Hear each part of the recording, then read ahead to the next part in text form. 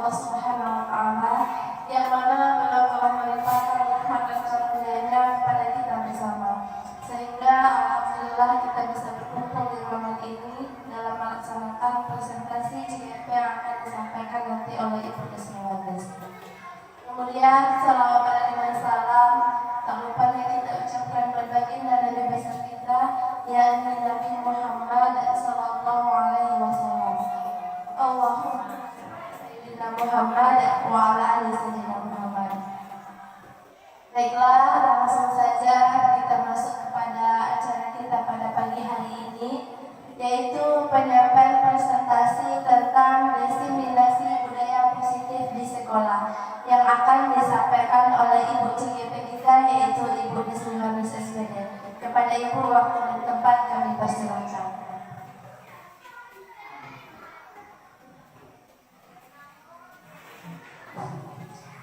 Bismillahirrahmanirrahim. Assalamualaikum warahmatullahi wabarakatuh. Puji syukur marilah sama-sama kita ucapkan kehadirat Allah Subhanahu wa Ta'ala, yang mana pada pagi hari ini kita telah dapat berkumpul di sini di SDN 02 Tarung-Tarung dalam rangka penyampaian tentang diseminasi budaya positif di sekolah pada modul 1.4 tentang aksi nyata. Dan tidak lupa pula selawat dan salam kita kirimkan kepada puji junjungan umat sedunia, yakni Nabi Muhammad sallallahu alaihi wasallam. Allahumma shalli ala Muhammad wa ala ali sayyidina Muhammad.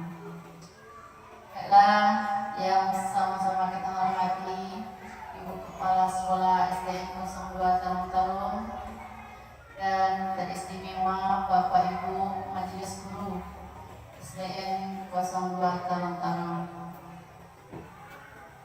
Di sini kami mengucapkan terima kasih banyak kepada Bapak dan Ibu yang telah meluangkan waktu untuk pada diseminasi budaya positif di sekolah. Baiklah, di sini kami akan menyampaikan tentang materi pada modul 1.4, yaitu tentang budaya positif di sekolah. Ini saya sebagai CGP, calon guru penggerak Kabupaten Solo angkatan 11, yang mana dalam hal ini di bawah bimbingan fasilitator dan pengajar praktik. Fasilitator itu Bapak Azul Henry MPD dan Ibu pengajar praktik yaitu Ibu Yeni Satria SPD. Baik, dalam konsep budaya positif ada 7 materi yang akan kita bahas. Yang pertama, perubahan paradigma belajar. Yang kedua, disiplin positif. Yang ketiga, keyakinan kelas. Yang keempat, motivasi perilaku manusia. Yang kelima, kebutuhan dasar manusia. Kemudian yang keenam, posisi kontrol restitusi. Kemudian yang ketujuh adalah segitiga restitusi. Nanti di sini kami akan menguraikan satu persatu tentang konsep budaya positif. Kita berawal dulu dari filosofi pendidikan Ki Hajar Dewantara, di mana tujuan dari pendidikan adalah menuntut segala kodrat yang ada pada anak agar mereka dapat mencapai keselamatan dan kebahagiaan yang setinggi-tingginya, baik sebagai manusia maupun sebagai masyarakat. Nah, ini adalah tujuan dari pendidikan. Kemudian yang pertama dari materi kita tadi, kita berawal dari pembelajaran dengan paradigma baru, di mana pembelajaran yang berorientasi pada penguatan kompetensi dan pengembangan karakter yang sesuai dengan profil pelajar Pancasila, yaitu yang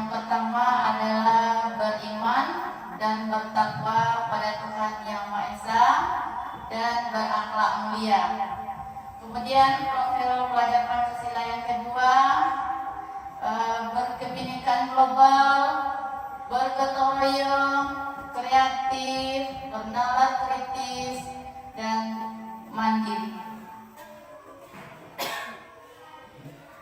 Baik, yang kedua kita masuk kepada disiplin positif. Nah, ketika mendengar kata disiplin, nah kira-kira apa yang terbayang oleh kita Bapak dan Ibu? Pasti yang terlintas di pikiran kita, ya. Nah, di sini ada pendapat dari Diani Kasen dalam bukunya Restoring School Discipline tahun 2021 mengungkapkan bahwa disiplin, ya, menyatakan bahwa arti dari kata disiplin berasal dari bahasa Latin yang artinya disiplin, yang artinya belajar. Kata disiplin juga berasal dari akar kata yang sama dengan disiplin, yaitu murid atau pengikut. Nah, untuk menjadi seorang murid atau pengikut, seorang harus paham betul alasan mengapa mereka mengikuti suatu aliran atau ajaran tertentu, sehingga motivasi yang terbangun adalah motivasi intrinsik. Nah, intrinsik ini dari dalam diri mereka sendiri, nah bukan dari ekstrinsik. Nah, di sini ada tujuan dari disiplin positif ini yang kita terapkan adalah untuk menanamkan motivasi kepada semua siswa kita agar mereka menjadi orang yang mereka inginkan dan menghargai diri sendiri dengan nilai-nilai yang mereka percaya, bahwa motivasi ini berasal dari diri siswa, jadi internal, sehingga akan berdampak jangka panjang dan tidak akan terpengaruh dengan adanya hukuman atau hadiah. Jadi kita akan mengharapkan semuanya pasti kita tanamkan kepada diri siswa kita, itu datangnya dari dalam diri siswa. Jadi tidak dengan iming-imingan hukuman atau hadiah. Dan kemudian kita lanjutkan. Jadi disiplin positif ini merupakan pendekatan yang mendidik anak untuk melakukan kontrol diri dalam dan pembentukan kepercayaan diri, bertanggung jawab, sehingga mampu menumbuhkan karakter profil Pancasila, yang mana profil Pancasila bernalar kritis, mandiri, gotong royong, kreatif, ya, itu nilai-nilai yang terkandung dalam profil Pancasila. Nah, tentu kita dari seorang guru memang perlu memiliki kemampuan dalam mewujudkan budaya positif ini di sekolah, karena budaya positif ini dapat dijalankan dengan menerapkan konsep-konsep inti seperti disiplin positif, memahami motivasi perilaku manusia yang berkaitan dengan hukuman dan penghargaan, posisi kontrol seorang guru dalam pembuatan keyakinan di sekolah atau kelas, dan menerapkan segitiga restitusi dalam penyelesaian masalah. Jadi kita memang dituntut untuk membuat sebuah keyakinan sekolah atau kelas dalam menerapkan segitiga restitusi ini. Nah, dari disiplin positif ini ada 3 cara penerapannya, yaitu mengajarkan anak bertanggung jawab, menumbuhkan kesadaran diri berdasarkan nilai-nilai kebajikan, kemudian lebih ke arah disiplin diri yang dapat mengontrol diri dalam melakukan segala tindakan, dan juga dapat membuat murid memahami dan menyadari berdasarkan motivasi internal, bukan akibat dari ujian atau hukuman. Jadi mudah-mudahan ini kita terapkan kepada anak didik kita. Mereka itu tertanam dalam diri mereka, sehingga dimanapun dan kapanpun mereka berada, mereka akan tetap menjalin sikap disiplin positif ini. Baik, pada motivasi perilaku manusia ada juga 3. Untuk menghindari ketidaknyamanan hukuman, ini motivasi eksternal untuk mendapatkan imbalan dan penghargaan dari orang lain. Nah, yang kita harapkan adalah motivasi internal, itu menjadi orang yang mereka inginkan dan menghargai diri sendiri dengan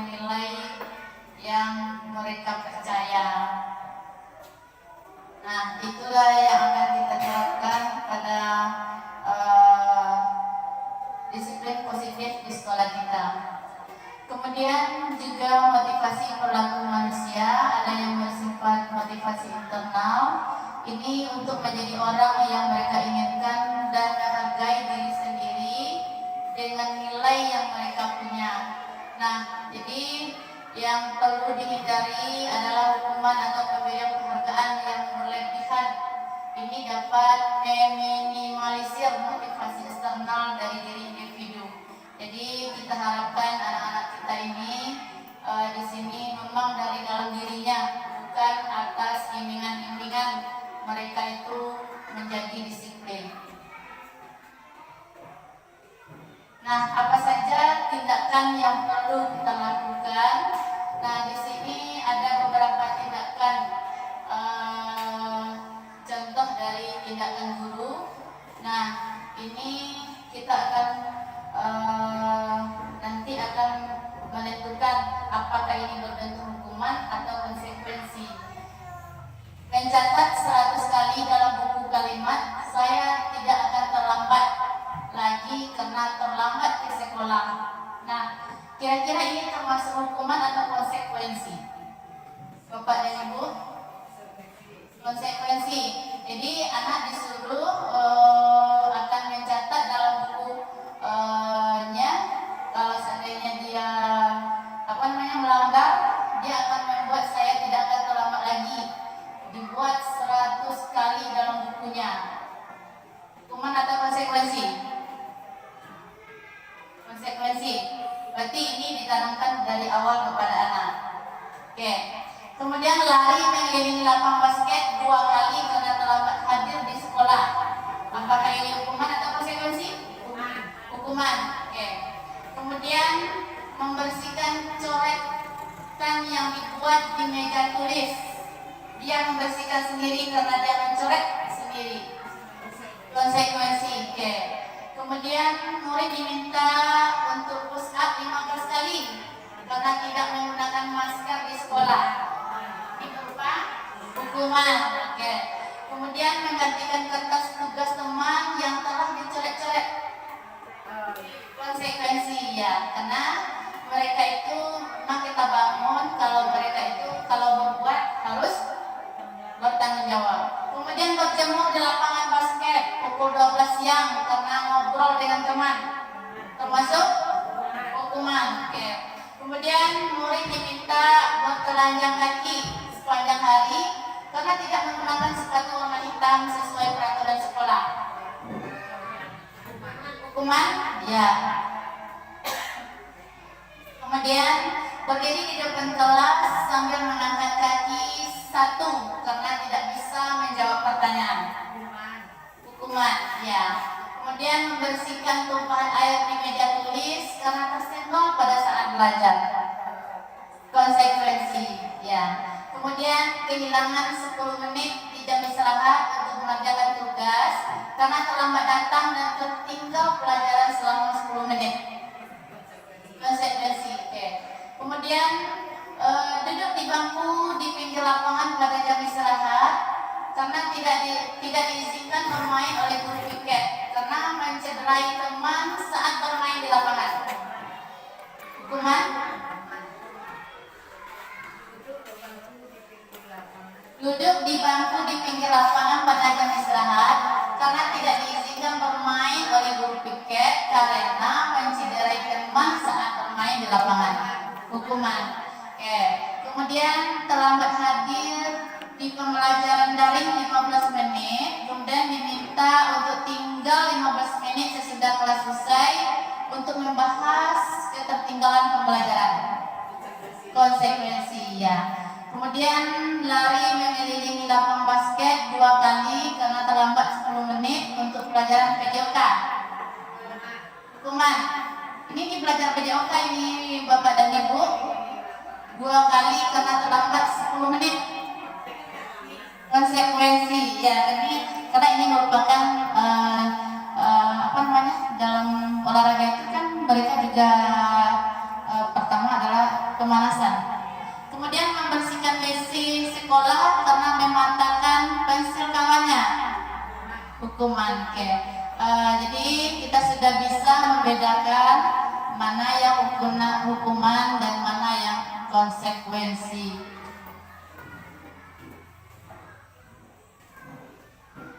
Nah,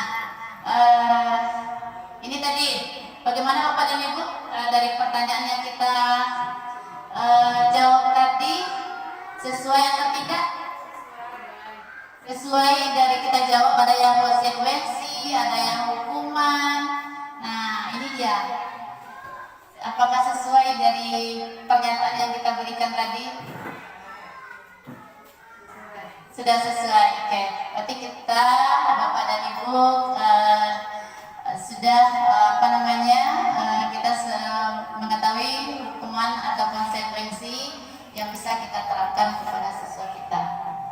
Nah, kita masuk yang ketiga, ada keyakinan kelas, ya.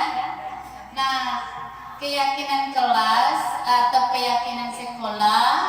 Nah, ini kita buat bersama semua anggota, baik di sekolah, guru, murid, dan kepala sekolah. Kalau sekolah, nah kalau kelas, kita cukup dengan siswa atau guru dan murid. Apa keyakinan kelas kita, memang kita buat bersama dan kita lempar kepada siswa kita. Tentu sebelum dilempar kita berikan arahan-arahan dulu apa yang dimaksud dengan keyakinan kelas. Nah, jadi dengan adanya keyakinan ini, kelas diharapkan dapat meningkatkan kedisiplinan murid, yaitu disiplin yang muncul dari dalam diri siswa. Jadi motivasi, termasuk dia motivasi intrinsik. Nah, kalau mereka yang menetapkan,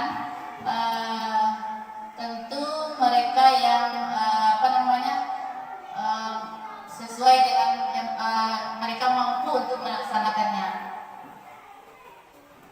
Nah, dalam pembentukan keyakinan sekolah atau kelas, nah keyakinan kelas bersifat lebih abstrak daripada peraturan yang lebih rinci dan konkret. Nah, jadi bersifat abstrak berarti umum, ya. Kemudian keyakinan kelas berupa pernyataan-pernyataan universal umum. Kemudian pernyataan keyakinan kelas senantiasa dibuat dalam bentuk positif. Ya, kan ada sikap positif dan sikap negatif. Jadi dalam membuat keyakinan kelas kita senantiasa membuat dalam bentuk positif. Nah, kemudian yang selanjutnya ada keyakinan kelas hendaknya tidak terlalu banyak sehingga mudah diingat dan dipahami oleh siswa. Jadi kita tidak bisa mungkin bertahap, mungkin 2 kali setahun atau 1 kali setahun juga bisa kita membuat keyakinan kelas atau keyakinan sekolah ini. Kira-kira untuk tahap ini apa yang kita buat dulu supaya anak-anak kita mampu untuk menyerapkannya. Nah, kemudian keyakinan kelas ini sebaiknya sesuatu yang dapat diterapkan di lingkungan kita. Nah, berarti bisa diterima oleh semua warga sekolah, ya. Kemudian semua warga kelas hendaknya ikut berkontribusi. Nah, semua siswa dalam membuat keyakinan kelas ini ikut, ya, berarti mereka muncul dari keinginan mereka sendiri. Nah, dalam membuat keyakinan kelas ini itu lewat kegiatan curah pendapat.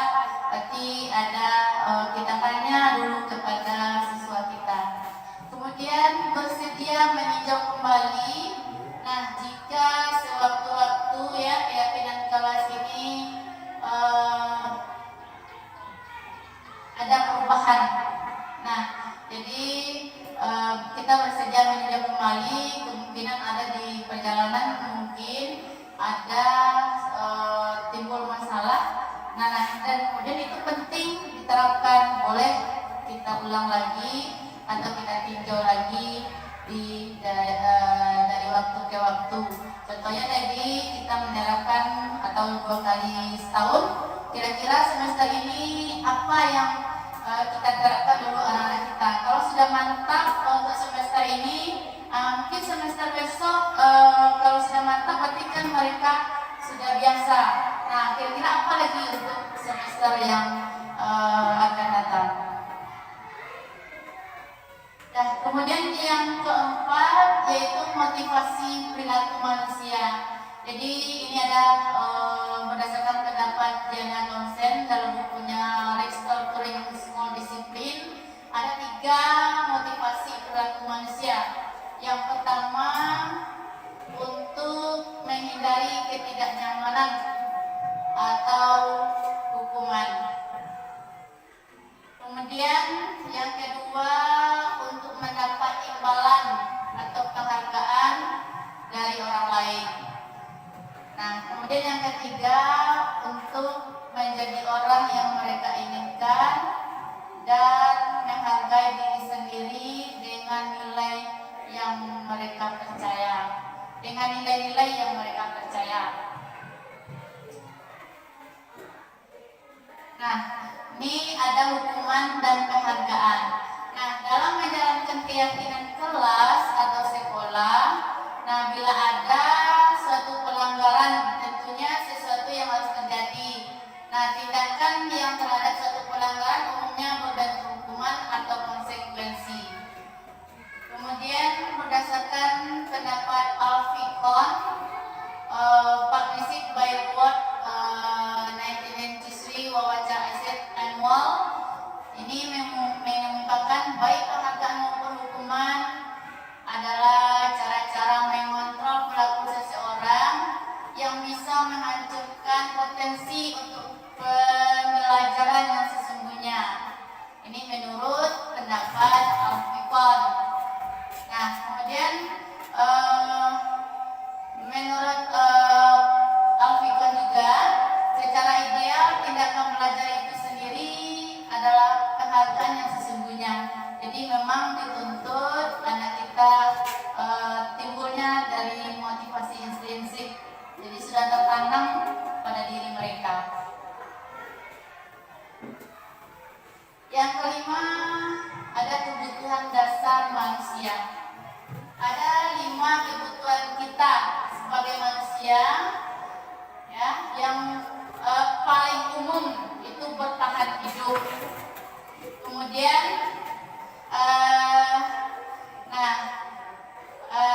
ada 5. Yang pertama bertahan hidup. Kemudian kita butuh kasih sayang dan rasa diterima dimanapun, pasti itu kebutuhan kita. Kemudian juga kebebasan. Nah, kebebasan itu tentu kebebasan yang terikat berdasarkan norma-norma dan ketentuan yang sudah berlaku. Kemudian kesenangan. Kemudian penguasaan. Jadi ada 5 kebutuhan dasar manusia. Nah, ini adalah sebuah studi kasus. Itu ceritanya ini Ibu Ambar, guru kelas 2A di SD Pelita, Hati, sedang bingung menghadapi ulah salah satu murid di kelasnya, namanya Doni. Ya, beberapa anak di kelas 2A ini telah datang padanya dan mengeluhkan Doni seringkali meminta bekal makanan siang dengan paksa. Nah, mudah-mudahan tidak terjadi pada kasus anak kita. Nah, ini sebuah contoh kasus. Nah, jika Bapak dan Ibu menghadapi situasi seperti Ibu Ambar, kira-kira apa yang akan kita lakukan? Dan apa alasan Doni untuk melakukan hal itu? Kira-kira apa alasan Doni, Bapak dan Ibu? Kenapa dia sering meminta bekal makanan siang mereka dengan paksa pada temannya? Karena keadaan. Karena dia tidak membawa bekal. Apalagi?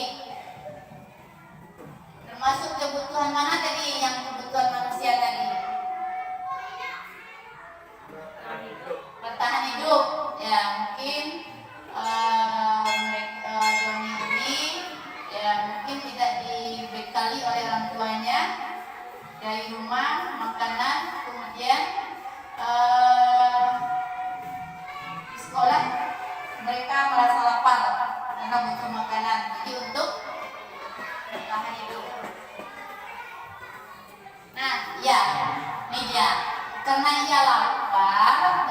tuanya tidak menyediakan bekal makan siang.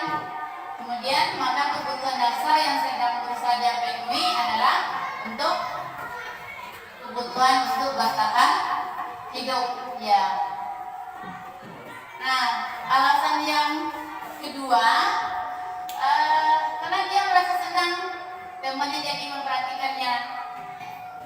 Nah, ketika temannya melaporkan tindakannya pada bu guru juga memperhatikannya.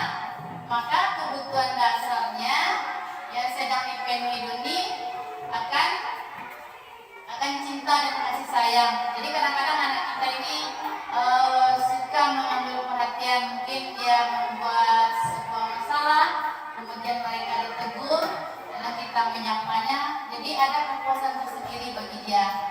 Nah, jadi mereka membutuhkan cinta dan kasih sayang. Nah, kemudian alasan yang ketiga,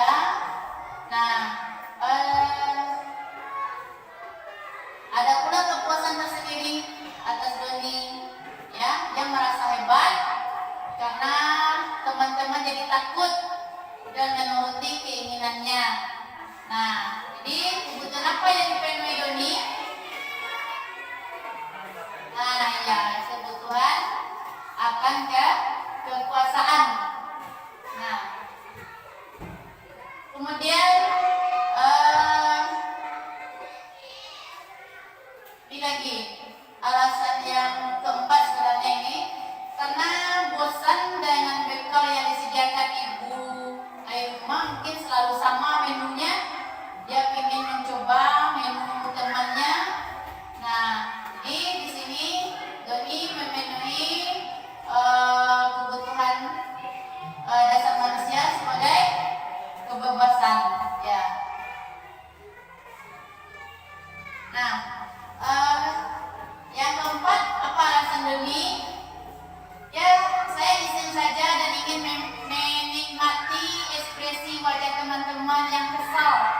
Karena menurut saya ekspresi teman-teman itu lucu ketika makannya diambil. Nah, kadang-kadang ada kepuasan tersendiri bagi anak kita yang seperti itu. Ya, maka Doni kebutuhan apa yang terpenuhi? Kesenangan, ya. Kemudian yang keenam tadi materi kita yaitu posisi kontrol restitusi. Nah, ada 6 posisi kontrol restitusi. Yang pertama sebagai penghukum. Ini kita dalam menyelesaikan permasalahan, ya, Bapak dan Ibu. Kemudian pembuat merasa bersalah. Kemudian sebagai teman. Kemudian sebagai pemantau. Nah, kemudian sebagai manajer. Jadi ada 6 posisi kontrol restitusi yang perlu diterapkan. Nah, masing-masing ini nanti ada beberapa caranya. Nah,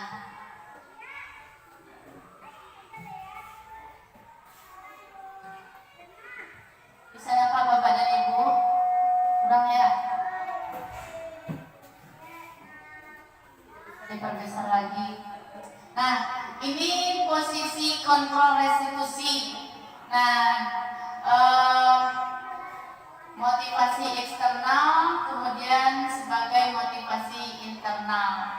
Ada identitas gagal dan ada identitas sosial. Nah, perilaku kontrol negatif ada tadi sebagai apa? Kita tadi penghukum. Ada sebagai teman, posisi kontrol tadi. Ada pemantau, ada manajer, ada 5. Nah, jika guru mengerti, menunjuk-nunjuk, meyakini dan menyindir, berarti kita termasuk ke posisi penghukum. Kemudian kita berceramah, menunjukkan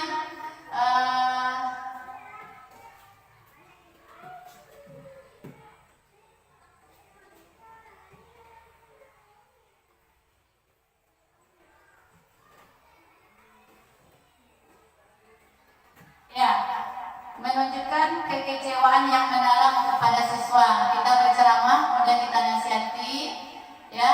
Nah, itu membuat merasa bersalah.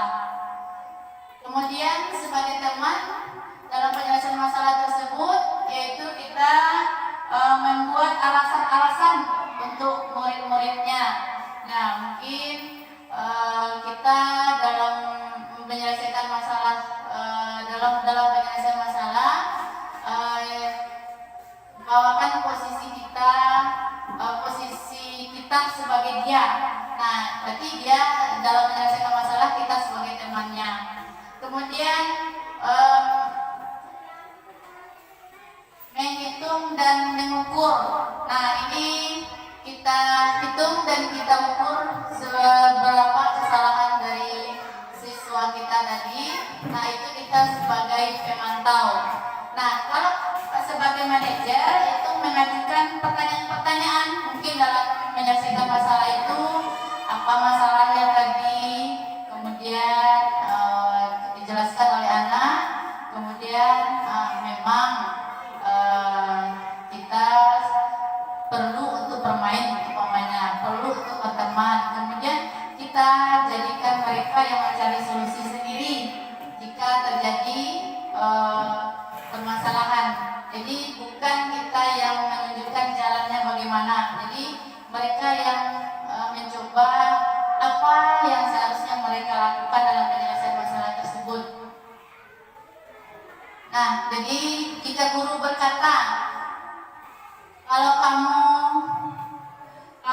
kamu tidak melakukannya, saya akan. Nah, ini kata-kata seorang guru umpamanya. Berarti kita sebagai penghukum.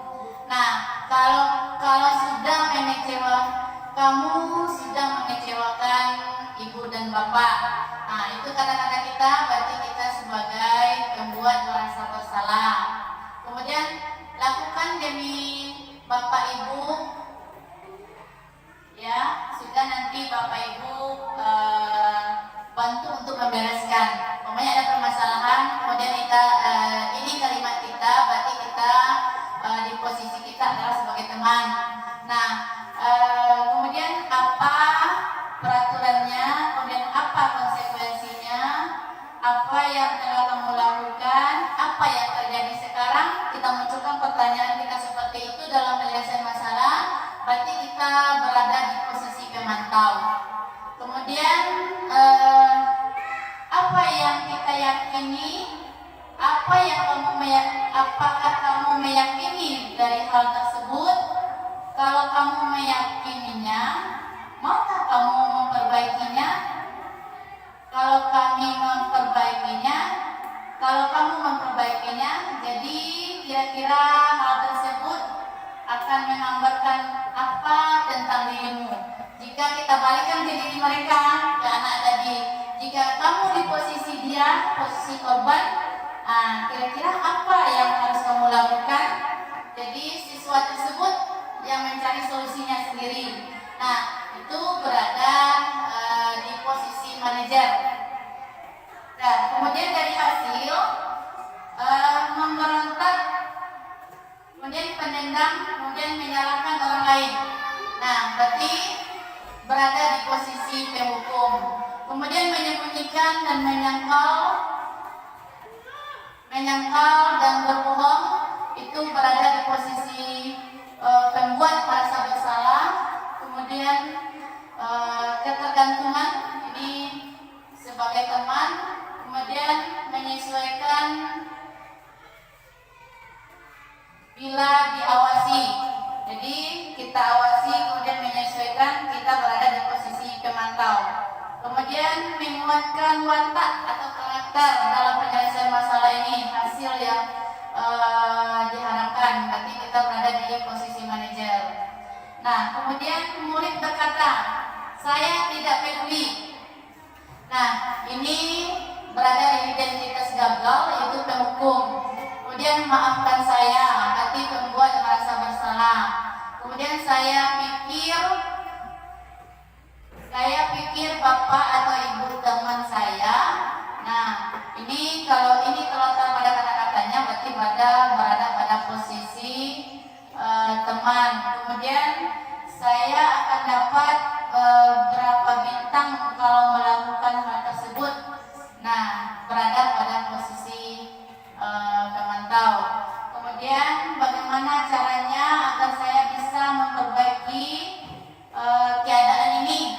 Nah, berarti kita berada pada posisi manajer. Nah, ini terjadi pada posisi motivasi eksternal. Nah, kemudian dari dampak murid, dampaknya bagi murid berada di posisi penghukum akan mengulangi kesalahan yang sama, ya. Kemudian kalau berada pada posisi pembuat merasa bersalah, mereka merasa rendah diri dan merasa gagal dan tidak berharga. Kemudian berada pada posisi teman, tergantung tidak mandiri dan tidak bisa memutuskan. Jadi apapun permasalahannya, jadi anak tidak bisa memutuskan karena dia ketergantungan dengan karena kita sudah membawakan posisi sebagai teman buat mereka. Kemudian kaitan dengan dunia yang berkualitas. Nah, murid meletakkan guru di luar dunia berkualitas. Kemudian kalau pada posisi pembuat merasa bersalah, murid meletakkan guru di dalam dunia berkualitas. Kemudian pada posisi teman, murid dapat meletakkan guru sebagai orang penting dalam dunia pendidikan. Kemudian sebagai pemantau, murid dapat meletakkan guru peraturan di dunia yang berkualitas. Kemudian sebagai manajer, murid dapat meletakkan dirinya sebagai individu yang positif dalam dunia yang berkualitas. Nah, itulah masing-masing beda dari posisi 5 posisi kontrol dari restitusi dalam penyelesaian masalah. Nah, ini ada beberapa kalimat. Nah, kita akan mengisi apa kata posisinya sebagai penghukum. Kemudian apa tadi yang kedua, Bapak dan Ibu? Penghukum, posisi kontrol, pembuat merasa bersalah, teman. Ada 5 tadi ya, Bapak dan Ibu. Penghukum, kemudian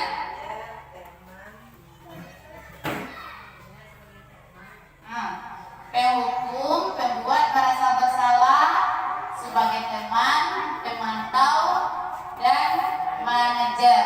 Nah, kira-kira ini kalimatnya termasuk posisi mana dia? Saya kecewa sekali dengan kamu. Saya kecewa sekali dengan kamu. Penghukum, pembuat merasa bersalah. Oke. Kamu tidak pernah benar melakukannya. Penghukum, ayolah lakukan demi saya ya, teman. Apakah kamu mau mendapatkan stiker bintang hari ini? Manajer?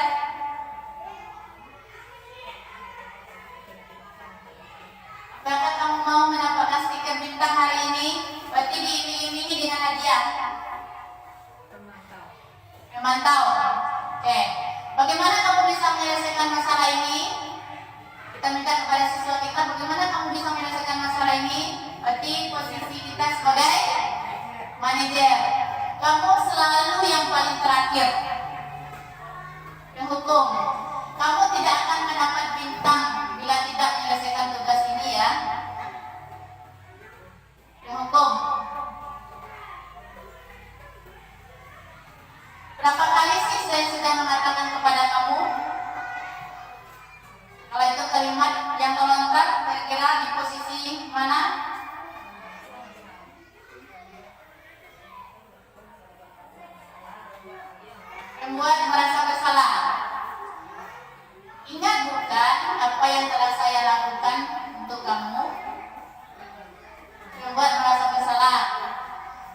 tidak akan pernah berhasil dalam kehidupan ini.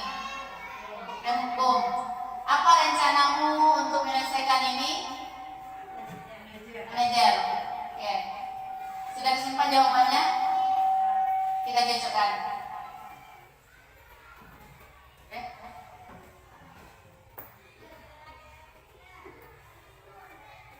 Berarti kita mengisi saja. Jadi kalau pengen mencocokkan dengan pernyataan ini tadi kalimatnya, ya. Nah ini tadi ada kalimat-kalimat ini yang diambil tadi. Nah di mana cocoknya posisi kita. Baik, yang ketujuh kita masuk kepada segitiga restitusi. Nah ini segitiga restitusi ini adalah proses menciptakan kondisi bagi murid untuk memperbaiki kesalahan mereka sehingga mereka bisa kembali pada kelompok mereka dengan karakter yang lebih baik. Nah, ini menurut dosen tahun 2024 tentang apa itu segitiga restitusi.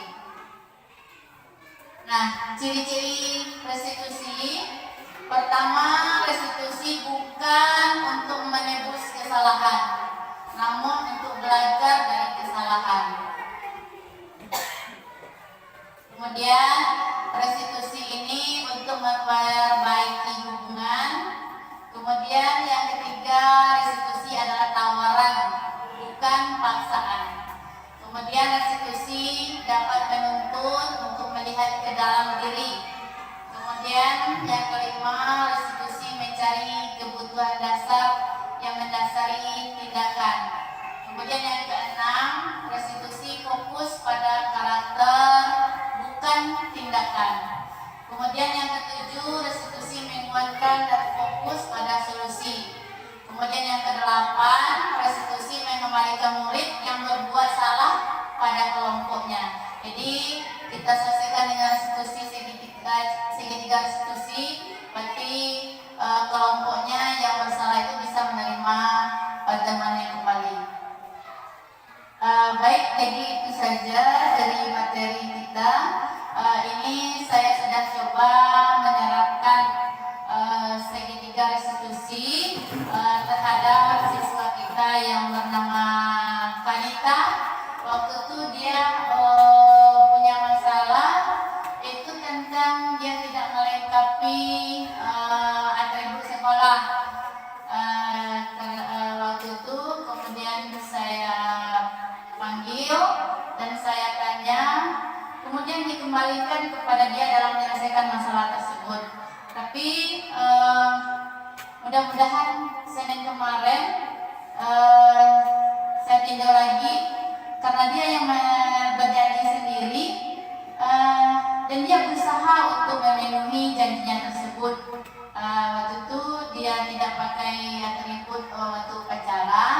Kemudian saya tanya apa keyakinan sekolah yang sudah kamu langgar, kemudian bagaimana untuk memperbaikinya.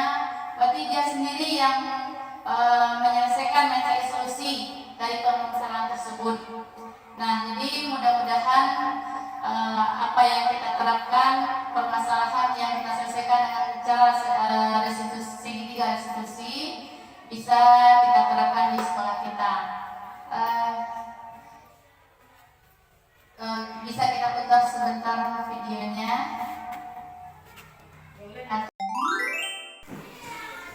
Anita, kamu tadi tahu kesalahan kamu yang kamu lakukan? Apa tadi? Tidak lengkap atribut sekolah. Apa yang kurang tadi? Dasi. Dasi kamu sudah ada di rumah atau belum? Ada. Berarti kamu membawanya apa tadi? Lupa.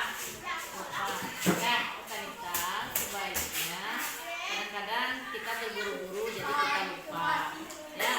Jadi untuk itu selanjutnya apa yang dilakukan lagi supaya tidak lupa?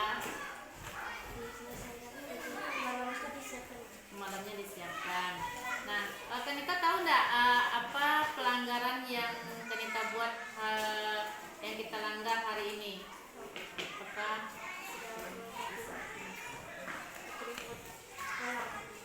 tapi kalau di menurut keyakinan kelas kita apa sih yang dilanggar? Disiplin. Nah, jadi Kanita sudah mengetahui bahwa Kanita tidak kurang disiplin, kurang melengkapi atribut sekolah. Jadi sebaiknya Kanita itu dari semalam sudah disiapkan. Nah, kira-kira Kanita untuk selanjutnya bagaimana? Apa yang Kanita lakukan lagi? Bagaimana seharusnya?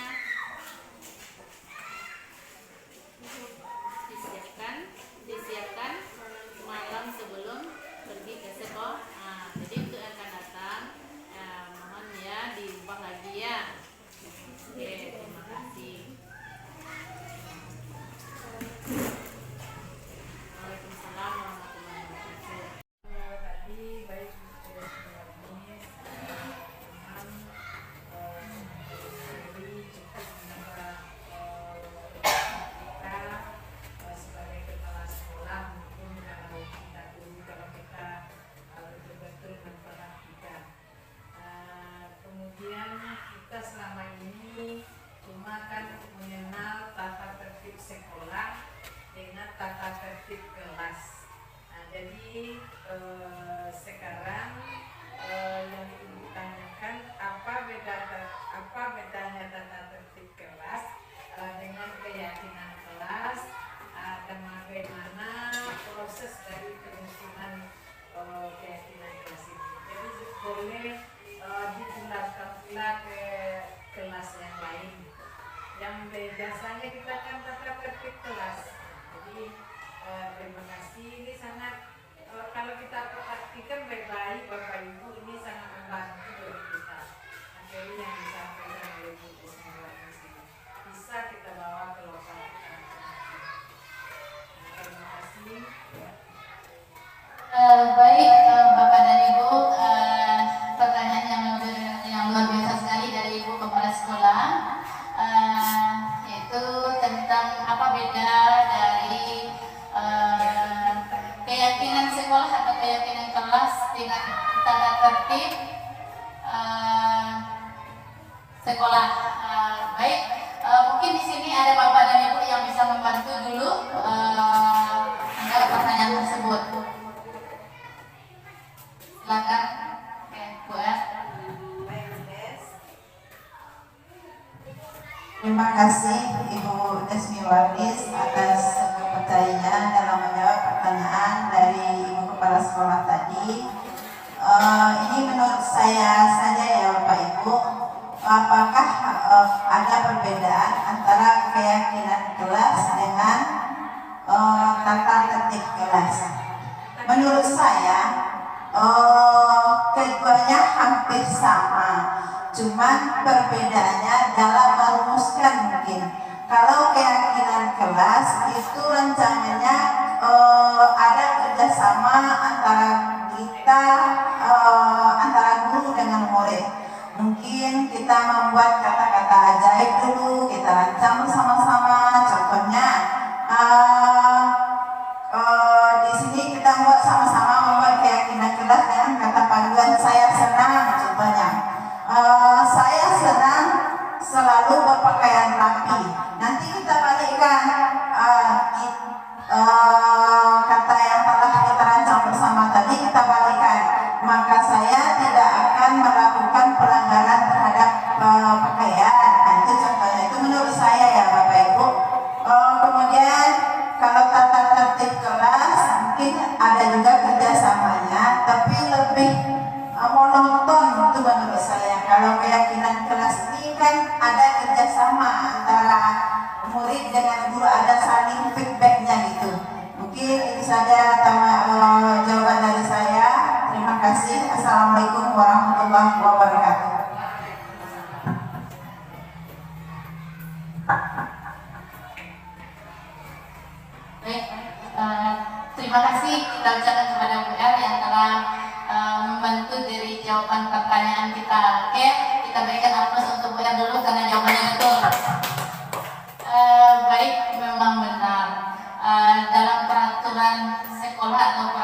kelas itu titiknya dari atas, berarti guru yang mengukakan ini harus.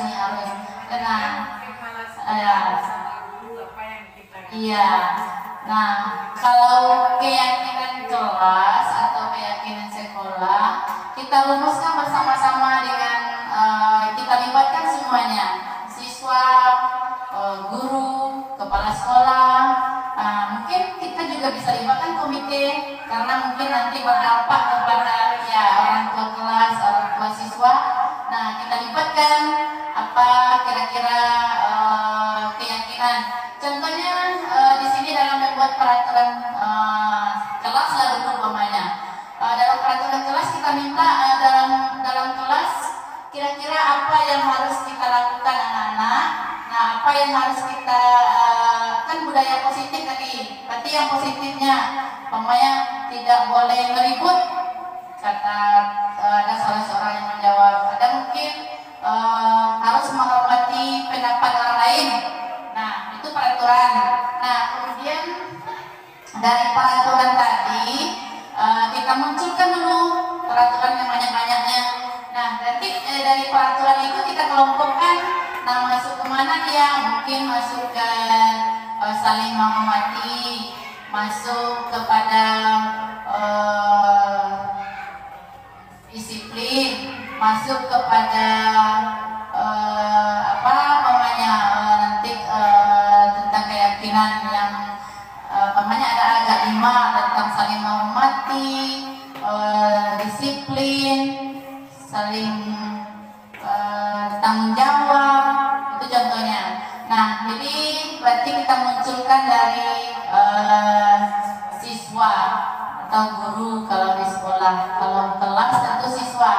Nah, kalau mereka yang menetapkan, yang memunculkan, tentu mereka tahu tidak ada gunanya menghafal lagi. Ini peraturan-peraturan yang tidak dihafal karena kita sudah sama-sama memunculkan apa peraturan yang akan ada, apa peraturan-peraturan kelas kita yang akan kita terapkan. Nah, jadi kalau demikian tentu kita harapkan setiap kelas kita membuat keyakinan kelas kita masing-masing. Ini semoga ada pada tiap kelas lagi kita hendaknya. Jadi mana yang tata tertib, mana yang keyakinan kelas.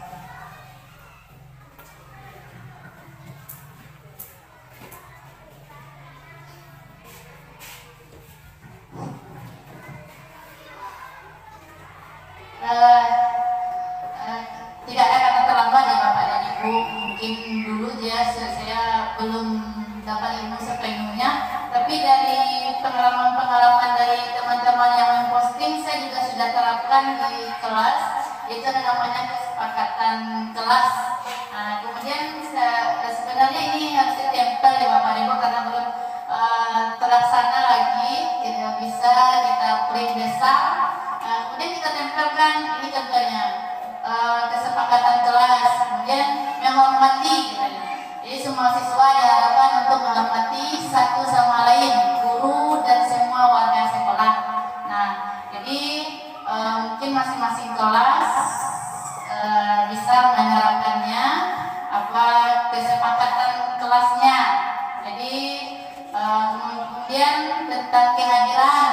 Nah, siswa harus datang tepat waktu, tepat waktu dalam sesi pembelajaran.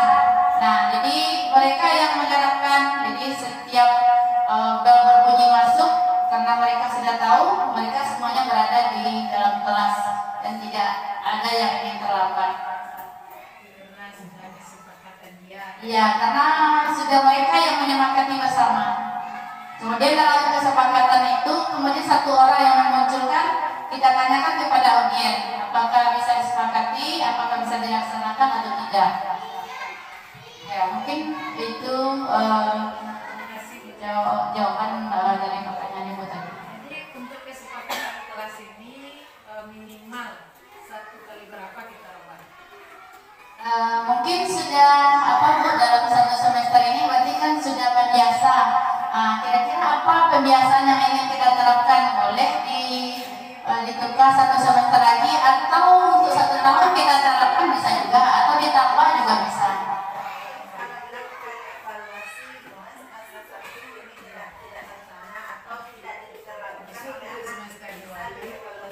Iya, bisa. Bisa pokoknya belum terlaksana, mungkin belum yang budaya bagi siswa kita, tentu perlu lagi diterapkan kembali. Nah, bisa. Mungkin ada lagi pertanyaan atau kita sampai di sini saja dulu. Kemudian saya ucapkan terima kasih kepada Ibu Kepala Sekolah dan Bapak Ibu Majelis Guru dari SD 02 Tarung yang telah bersedia menyempatkan waktu dalam diseminasi budaya positif ini. Nah, kemudian mudah-mudahan ini juga dapat diterapkan di sekolah kita. Kemudian itulah lebih terkurang saya mohon maaf. Wabillahi taufiq wal hidayah. Wassalamualaikum warahmatullahi wabarakatuh.